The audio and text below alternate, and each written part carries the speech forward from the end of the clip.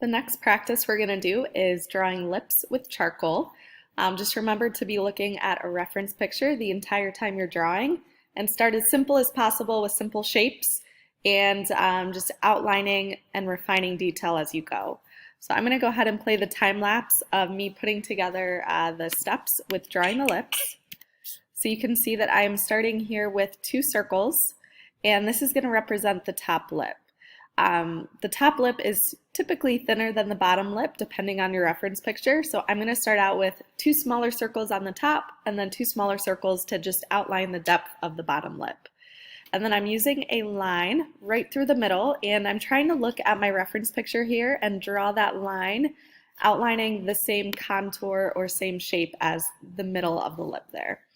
And then I'm drawing the bottom lip and top lip outline, just looking at what the shape of the top lip and the bottom lip actually look like. So make sure you're really looking at your reference picture for the shape instead of just guessing.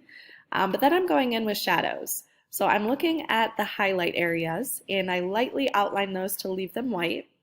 And I'm starting to lightly shade everything that is the darkest.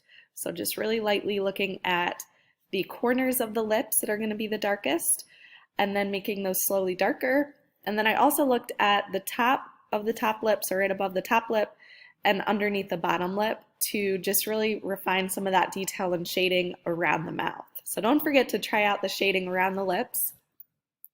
But at this point I'm grabbing my blending stump and just starting to blend and fade that charcoal into the highlight a little bit, making sure that highlight stays white.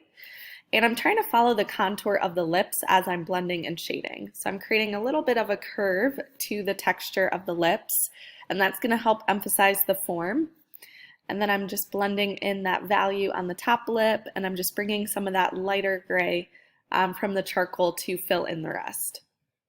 So I'm still refining some of those areas.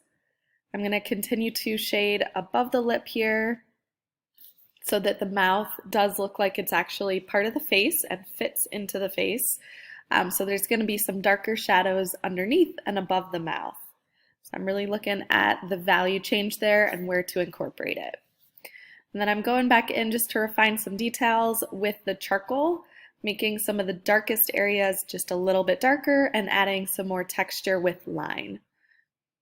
I'm going over the highlight a tiny bit just to add some texture as well and help emphasize the form of the top and the bottom lip.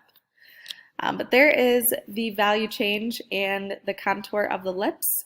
Make sure that when you're finished with all three of your practice, you're taking pictures and submitting these into Classroom.